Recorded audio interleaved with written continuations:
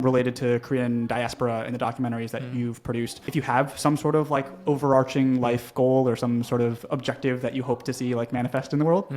I look around the Korean politics, US politics, and I think it's pretty troublesome, to say the least.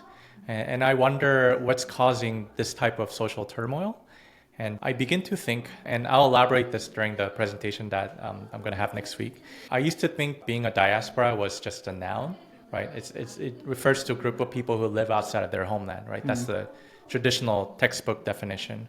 But I met a philosopher maybe 5 years ago who watched Geronimo, and we were having conversation like this after a movie. And he said, Joseph, I'm afraid to say that your definition of diaspora is quite limiting, right? And limited. And I'm like, what do you mean? And he says, your definition is very geographical and very political and social, right? And so I said, please go on and elaborate. And he said, for me, being a diaspora is not a noun, but a verb, right? So I try to be diasporic. I try to think diasporically. And that means I try to see the world in two different perspectives. One from the dominant sort of narrative, and another from the periphery, just as how diaspora would see the world.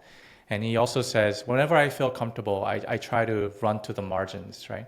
Whenever I feel like I am part of the mainstream, I try to be a minority, right? To me, diaspora, he goes on to say, is a philosophical and existential question, right? Not just a geographical, right? What we truly should strive to be isn't to leave Korea, but to think diasporically.